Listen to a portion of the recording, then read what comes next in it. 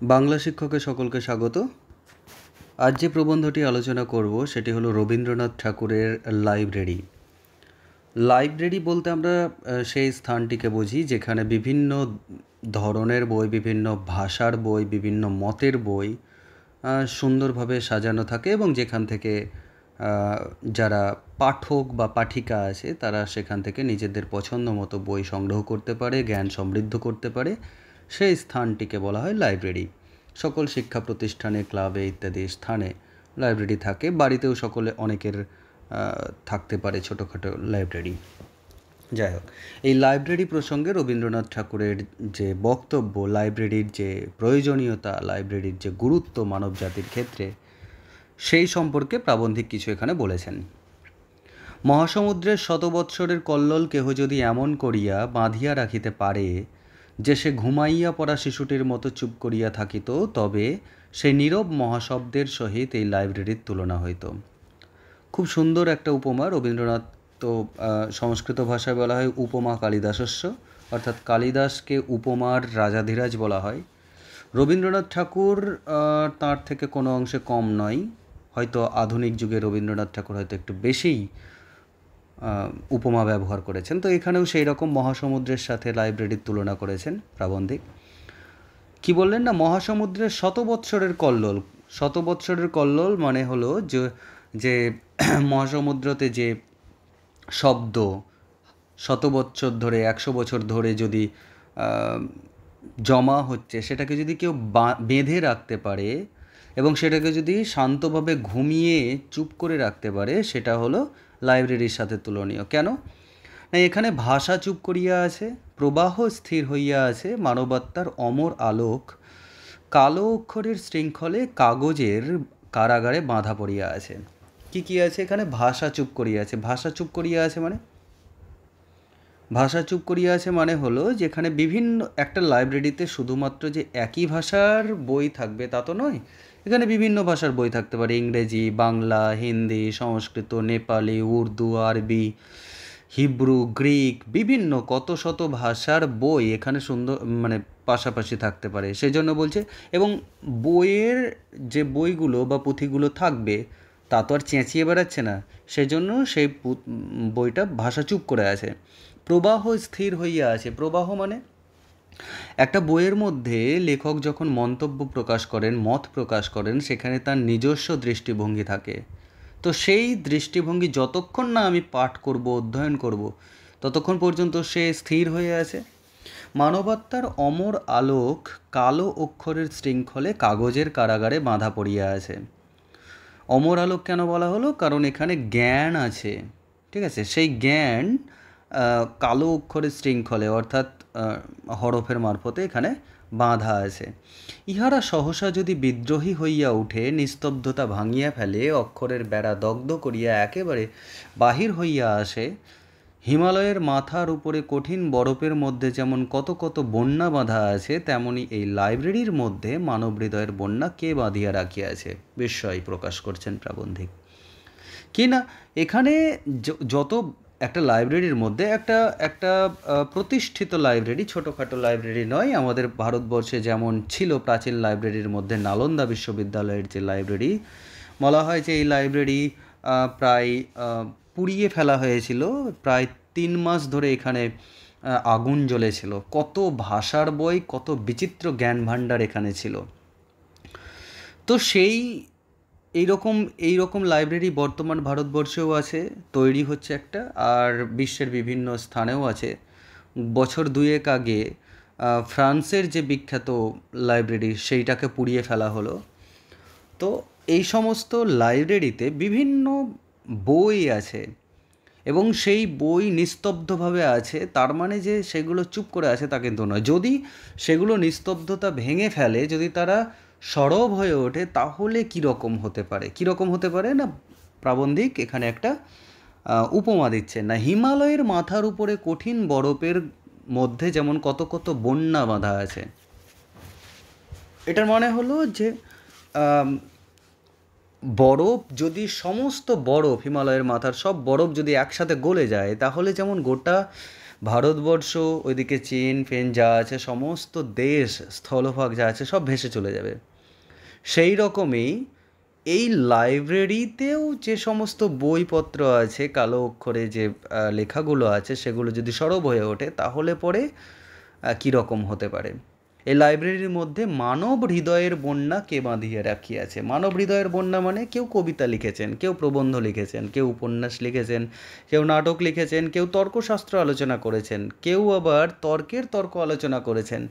কত রকমের যে বই হয় সে সমস্ত কিছুকে বলা হচ্ছে লাইব্রেরির মধ্যে মানব হৃদয়ের বন্যা। মানুষের নিজস্ব হৃদয় উচ্ছ্বাস, নিজস্ব চিন্তা ভাবনা, এই সমস্তগুলোই এখানে যেন প্রকাশিত হয়েছে। বিদ্যুৎকে মানুষ লোহার তার দিয়া বাঁধিয়াছে, কিন্তু কে জানিত মানুষ শব্দকে নিঃশব্দের মধ্যে বাঁধিতে পারিবে। বিদ্যুৎকে তার দিয়ে বেঁধেছে আমরা জানি, ইলেকট্রিসিটি যে তারের মধ্যে দিয়ে যায়, কিন্তু রবীন্দ্রনাথ ঠাকুর এখানে একটা সুন্দর কথা বলেছেন, শব্দকে নিঃশব্দের মধ্যে। শব্দকে নিঃশব্দ মানে যখন একটা বই আমার চোখের সামনে পড়ে আছে, সেটা তো শুধুমাত্র একটা বই, সে চুপচাপ আছে, কিন্তু কালো অক্ষরে লেখা যে বই, যতক্ষণ না তাকে আমি উচ্চারণ করছি ততক্ষণ পর্যন্ত সে কিন্তু নিঃশব্দ, কিন্তু উচ্চারণ করলে পরেই সেটা শব্দে পরিণত হচ্ছে। তো এইটাকেই সুন্দরভাবে বলেছেন, শব্দকে নিঃশব্দের মধ্যে মানুষ বাঁধতে শিখে গিয়েছে যেদিন মানুষ লিপি আবিষ্কার করতে শিখেছে, যেদিন মানুষ বই লিখতে শিখেছে। কে জানিত সঙ্গীতকে, হৃদয়ের আশাকে, জাগ্রত আত্মার আনন্দধ্বনিকে, আকাশের দৈববাণীকে সে কাগজে মুড়িয়া রাখিবে। গান কথার মাধ্যমেও প্রকাশিত হয়, সঙ্গীতে সুর আঁকা থাকে, তাই না? তো সঙ্গীতকেও সেই কালো হরফ দিয়ে লেখা যায়। হৃদয়ের আশা অর্থাৎ কারোর প্রতি প্রণয় উচ্ছ্বাস, কারোর প্রতি ভালোবাসা, কারোর থেকে মন আঘাত পাওয়ার কারণে যে হতাশা ইত্যাদি সমস্ত কিছু, জাগ্রত আত্মার আনন্দধ্বনি, সমস্ত কিছু প্রকাশিত হয়েছে কিন্তু এই হরফের মধ্য দিয়ে, অক্ষর প্রকাশের রচনার মধ্য দিয়ে। কে জানিত মানুষ অতীতকে বর্তমানে বন্দি করিবে। অতীতকে বর্তমানে বন্দি করা মানে হলো, রবীন্দ্রনাথ ঠাকুর এই প্রবন্ধটা লিখেছেন কত সালে? 1292 বঙ্গাব্দে। এটা কত সাল চলছে? এটা 1431 বঙ্গাব্দ চলছে। প্রায় 150 বছর আগে যে তিনি প্রবন্ধটা লিখে রেখেছেন, অতীতকালেই লিখে রেখেছেন, কিন্তু এই প্রবন্ধটা যখন আমি পড়ছি, বর্তমানে পড়ছি। ব্যাপারটা এইটাই যে অতীতকে বর্তমানে বন্দি করতে শিখে গিয়েছে মানুষ। আজ যদি আমি এটা একটা কিছু লিখে রাখি, রামায়ণ কোন কালে লেখা হয়েছে তার কোনো ইতিহাস নেই, মহাভারত কোন কালে লেখা হয়েছে তার কোনো ইতিহাস নেই, কিন্তু সেই সুদূর অতীতকালে লেখা হলে পরেও যখন আমি সেটা পড়ছি সেটা বর্তমানকালে লেখা, তাই না? তো সেই জন্য বলছে অতীতকে বর্তমানে বন্দি করতে শিখে গিয়েছে মানুষ। অতল স্পর্শ কালো সমুদ্রের উপর কেবল একখানি বই দিয়া সাঁকো বাঁধিয়া দিবে। অতল স্পর্শ কালো সমুদ্রের উপর কেবল একখানি বই দিয়া সাঁকো বাঁধিয়া দিবে। সাঁকো মানে হলো এপার থেকে ওপারে যাওয়ার জন্য একটা মাধ্যম, একটা সংযোগ স্থল।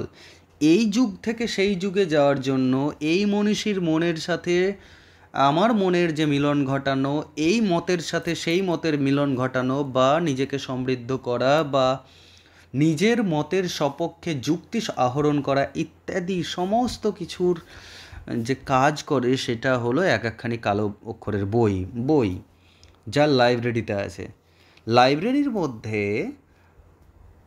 আমরা সহস্র পথের চৌমাথার উপরে দাঁড়াইয়া আছি। সহস্র পথের চৌমাথার উপর দাঁড়াইয়া আছি মানে একটা লাইব্রেরিতে অনেকগুলো বই থাকছে, অনেক ভাষায় লেখা বই থাকছে, অনেক মতের বই থাকছে।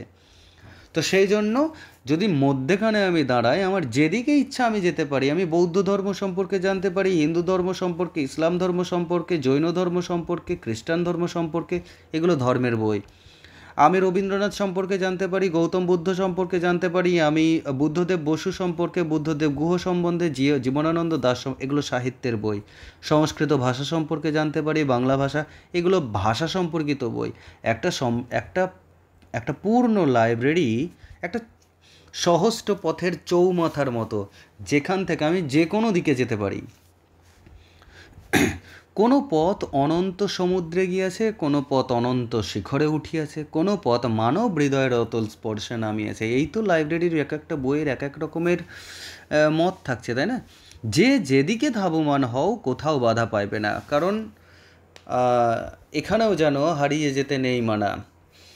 লাইব্রেরির মধ্যে ঢুকে সমুদ্রের মধ্যে অবগাহন করার মতো একটা স্বাদ পাওয়া যায়। মানুষ আপনার পরিত্রাণকে এতটুকু জায়গার মধ্যে বাঁধিয়া রাখিয়াছে। আপনার পরিত্রাণকে মানে যে নিজের মনের যে মুক্তির কথা সেইটাকে সে সামান্য একটুখানি স্থানের মধ্যে, একটা বই সাইজ কতটুকু হতে পারে, ওজন কতটুকু তার, কিন্তু তার মধ্যে কোনো একজন লেখকের সারা জীবনের সাধনার ধন সেখানে হয়তো লিখে রাখা আছে।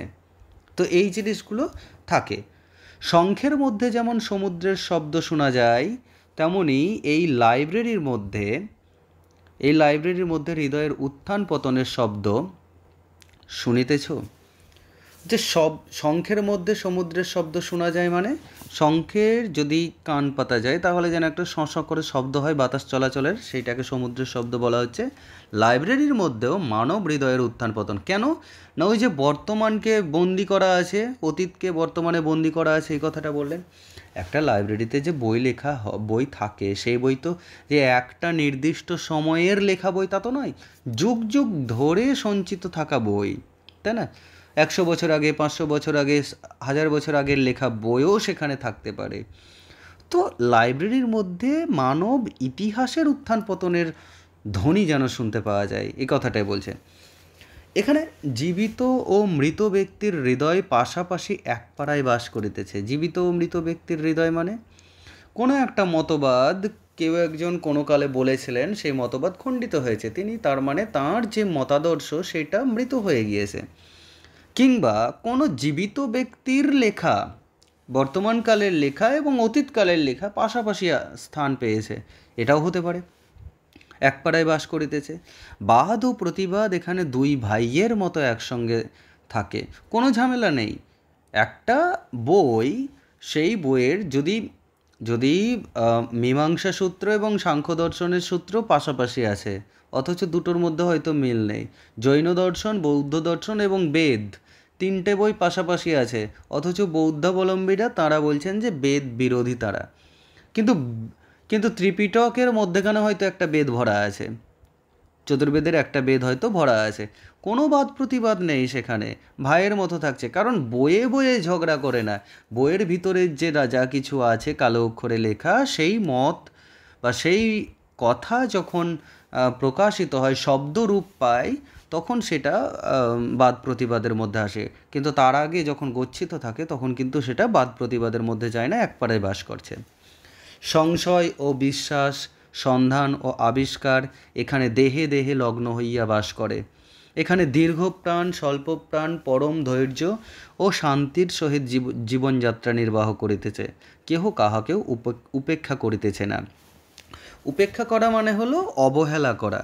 এখানে কোনো প্রকার লাইব্রেরিতে যে পাশাপাশি বইগুলো থাকে, আমার লাইব্রেরিতেও, আমার ঘরের লাইব্রেরিতেও যে বইগুলো আছে তোমরা অবশ্যই দেখেছো, তো সেই বইগুলোও কিন্তু বিভিন্ন ধরনের বই আছে, কিন্তু কারোর সাথে কারোর মতের কোনো অমিল না, মতের অমিল থাকতে পারে কিন্তু বিবাদ নাই, বইয়ের তো বিবাদ নেই, তাই না? তো এই রকম একটা ব্যাপার। কত নদী, সমুদ্র, পর্বত উল্লঙ্ঘন করিয়া মানবের কণ্ঠ এখানে আসিয়া পৌঁছিয়াছে। কত শত বৎসরের প্রান্ত হইতে এই স্বর আসিতেছে, এসো এখানে এসো, এখানে আলোকের জন্মসঙ্গীত গান হইতেছে। প্রাবন্ধিক রবীন্দ্রনাথ ঠাকুর লাইব্রেরির যে মহত্ব কতখানি মানব জীবনের ক্ষেত্রে, সেই মহত্বের কথা উপলব্ধি করে সমস্ত মানব সংসারকে, সমস্ত মানব জাতিকে এই লাইব্রেরি মুখী হতে বলছেন। একসময় কিংবা বর্তমানকালেও যারা এই জ্ঞানের পূজা করতে জানে না বা জ্ঞানের আরাধনা করে না, তারা লাইব্রেরি পুড়িয়ে ফেলছে। কিন্তু রবীন্দ্রনাথ ঠাকুর, জ্ঞান পূজারী রবীন্দ্রনাথ ঠাকুর, তিনি এই জ্ঞানযজ্ঞে আহুতি প্রদানের জন্য সকল মানবকে এই লাইব্রেরি মুখী হতে হচ্ছে। এসো এখানে এসো, এখানে আলোকের জন্মসঙ্গীত গান হইতেছে। আলোকের জন্মসঙ্গীত মানে এখান থেকে আলোর জন্ম হচ্ছে। আলো মানে হলো কোনো একটা মত জন্মগ্রহণ করছে। যত পড়াশোনা, যত জ্ঞান আহরণ, তত ভবিষ্যতের পথ প্রশস্ত হয়ে যাওয়া, তাই না? তত জ্ঞানের দ্বার উন্মুক্ত হয়ে যাওয়া, সেই কথাটাই এখানে প্রাবন্ধিক বলছেন যে আলোকের জন্মসঙ্গীত গান হইতেছে। অমৃতলোক প্রথম আবিষ্কার করিয়া যে যে মহাপুরুষ যে কোনো দিন আপনার চারিদিকে মানুষকে ডাক দিয়া বলিয়াছিলেন, তোমরা সকলে অমৃতের পুত্র, তোমরা দিব্যধামে বাস করিতেছ, সেই মহাপুরুষদের কণ্ঠই সহস্র ভাষায় সহস্র বৎসরের মধ্য দিয়া এই লাইব্রেরির মধ্যে প্রতিধ্বনিত হইতেছে। মানুষকে বলা হয় অমৃতস্য পুত্রা, অমৃতের সন্তান বা অমৃতের পুত্র। এই যে মানুষকে যে অমৃত লোকে পৌঁছে দেওয়ার কাজ করেছে যে সাধকরা, মহাঋষিরা, মহর্ষিরা, তাঁদের বক্তব্য বা তাঁদের কথা এখানে বলছে যে মহাপুরুষদের কণ্ঠই সহস্র ভাষায় সহস্র বৎসরের মধ্য দিয়া লাইব্রেরির মধ্যে প্রতিধ্বনিত হইতেছে। একটা লাইব্রেরিতে শুধুমাত্র যে সাহিত্যের বই থাকে, শুধুমাত্র যে ধর্মীয় বই থাকে তা তো নয়। সেখানে বিজ্ঞানের বই থাকে, সেখানে অঙ্কের বই থাকে, সেখানে বিভিন্ন ধরনের যে যেরকমভাবে সাধনা করেছেন, যারা যেরকমভাবে সাধনা করেছেন তাদের জ্ঞান, সেই সমস্ত কিছু লিখিত রূপে একটা গ্রন্থাগারে থাকে, তাই না? তো সেই কথাটাই এখানে প্রাবন্ধিক বলছেন যে সহস্র ভাষায় সহস্র বৎসরের মধ্য দিয়ে লাইব্রেরির মধ্য দিয়ে প্রতিধ্বনিত হইতেছে। এই বঙ্গের প্রান্ত হইতে আমাদের কি কিছু বলিবার নাই? মানব সমাজকে আমাদের কি কোনো সংবাদ দিবার নাই? জগতের ঐকতান সঙ্গীতের মধ্যে, একতান বা ঐকতান সঙ্গীতের মধ্যে বঙ্গদেশই কি কেবল নিস্তব্ধ হইয়া থাকিবে? অর্থাৎ প্রাবন্ধিকের বক্তব্য হলো যে বঙ্গদেশের মানুষরা যেরকমভাবে বই বিমুখ বা লাইব্রেরি বিমুখ হয়ে পড়েছে, বা বর্তমান বাংলার পরিস্থিতি দেখলে পরেও যেরকমভাবে জ্ঞান বিমুখ হয়ে পড়ছে, সেখানেও কিন্তু আমাদেরকে প্রাবন্ধিক ডাক দিচ্ছেন, সরকারকেও হয়তো বলছেন যে জগতের এই ঐকতান সঙ্গীতের মধ্যে বঙ্গদেশ কেন নিস্তব্ধ হয়ে থাকবে? বঙ্গদেশকেও ছুটে আসতে হবে এই জ্ঞানের পূজার ক্ষেত্রে। যে জাতি সংস্কৃতি ভুলে যায়, যে জাতি লাইব্রেরি বিমুখ হয়ে যায়, যে জাতি জ্ঞান বিমুখ হয়ে যায়, সে জাতির পতন হতে কতটুকু সময় লাগে? আমাদের পদপ্রান্ত স্থিত সমুদ্র কি আমাদিগকে বলিতেছে না, আমাদের গঙ্গা কি হিমালয়ের শিখর হইতে কৈলাসের কোনো গান বহন করিয়া আনিতেছে না? আমাদের মাথার উপরে কি তবে অনন্ত নীলাকাশ নাই, সেখান হইতে অনন্তকালের চিরজ্যোতির্ময়ী নক্ষত্রলিপি কি কেহ মুছিয়া ফেলিয়াছে? একটা প্রাবন্ধিক প্রশ্ন করছেন একে একে, যা আমাদের পদপ্রান্তেও তো সমুদ্র আছে, জ্ঞানের সমুদ্র আছে, গঙ্গা হিমালয়ের শিখর হইতে কৈলাসের কোনো গান বহন করে আনছে, মানে সমৃদ্ধ ইতিহাসের ধারাটিকে বলছেন। ভারতবর্ষের সমৃদ্ধতম স্থানের মধ্যে একটা হলো এই বঙ্গদেশ, আজ সে জ্ঞান বিমুখ হয়ে পড়ছে। যে জন্য প্রাবন্ধিক এই সমস্ত প্রশ্নগুলো নিজেই নিজের কাছে করছেন, বাঙালি জাতির কাছে করছেন। দেশ বিদেশ হইতে, অতীত বর্তমান হইতে প্রতিদিন আমাদের কাছে মানবজাতির পত্র আসিতেছে। আমরা কি তাহার উত্তরে দু চারটি চটি চটি ইংরেজি খবরের কাগজ লিখিব? অর্থাৎ বাঙালি বাংলা চর্চা ছেড়ে দিয়ে ইংরেজি চটি খবরের কাগজের দিকে যেন মনোনিবেশ করছে, এটা তো ঠিক নয়। চর্চা করাটা অন্যায় নয়, চর্চা করাটা অনুচিত নয়, ঠিক আছে, কিন্তু বাঙালির বাংলা চর্চা বা বাঙালির অন্য ভাষা চর্চা সমৃদ্ধ হওয়া আর জ্ঞান সম্পর্কে সমৃদ্ধ হয়ে ওঠাটাও তো দরকার। সকল দেশ অসীমকালের পটে নিজ নিজ নাম খুঁদিতেছে, বাঙালির নামে কি কেবল দরখাস্তের দ্বিতীয় পাতায় লেখা থাকিবে? এটা বিস্ময় প্রকাশ করছেন যে সকল জাতি তো করছেন। একটা জিনিস খেয়াল করে দেখবে যে জ্ঞানের সীমা পরিসীমা নেই এবং জ্ঞান আহরণের জন্য কোনো প্রকার কোনো ইয়ে নেই, মানে কি বলবো, কোনো একটা গণ্ডি নেই, তাই না? যখন মাইকেল মধুসূদন দত্ত তিনি যখন বাংলা সাহিত্য চর্চা শুরু করলেন যে নাটকটার মধ্যে দিয়ে, শর্মিষ্ঠা তোমরা অবশ্যই জানো, সেই শর্মিষ্ঠা নাটক বাংলা ভাষায় লেখা নাটক এবং সেই নাটকের বিষয়বস্তুতে হিন্দু পুরাণের কথা আছে, তাই তো? কিন্তু যে প্যাটার্নটা, যে কাহিনীর গঠনটা, সেটা তো গ্রিক পুরাণ থেকে নেওয়া, তাই না? তাঁর বিভিন্ন রচনার মধ্যে আমরা দেখতে পাবো বিভিন্ন ভাষার একটা প্রভাব পড়েছে। কেন? কোথা থেকে? তিনি জ্ঞান সঞ্চয় করেছেন কোথা থেকে? লাইব্রেরি থেকে, গ্রন্থ থেকে। এই যে দীর্ঘকালের জ্ঞান, দীর্ঘকালের আহ, কথা কালো অক্ষরে লেখা আছে, সেগুলোকে তিনি সঞ্চয় করেছেন নিজের মধ্যে। তারপর নিজের ভাষার রসে জারিত করে সেগুলোকে পরিবেশন করেছেন। এইটা একসময় বাঙালি করেছে, কিন্তু আজ সেই বাঙালি যেন দু চারটে চটি চটি ইংরেজি খবরের কাগজ লিখেই ক্ষান্ত, তাই না? জড় দৃষ্টের সহিত মানবাত্মার সংগ্রাম চলিতেছে, সৈনিক দিগকে আহ্বান করিয়া পৃথিবীর দিকে দিকে শৃঙ্গধ্বনি বাজিয়া উঠিয়াছে। আমরা কি কেবল আমাদের উঠানের মাচার উপরকার লাউ কুমড়া লইয়া মকদ্দমা এবং আপিল চালাইতে থাকিব?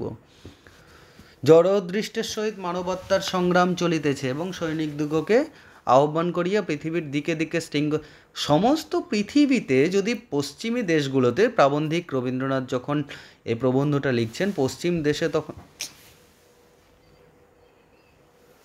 পশ্চিমের দেশে তখন জ্ঞানের যে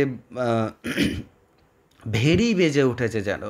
সেখানে একের পর এক বড় বড় বিজ্ঞানী, বড় বড় প্রাবন্ধিক, বড় বড় নাট্যকার, বড় বড় ঔপন্যাসিক, বড় বড় মনস্তত্ত্ববিদ কত না কত ভাষায় লিখে যাচ্ছেন।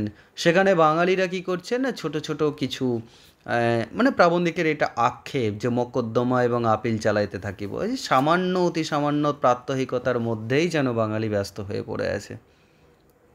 বহু বৎসর নীরব থাকিয়া বঙ্গদেশের প্রাণ ভরিয়া উঠিয়াছে।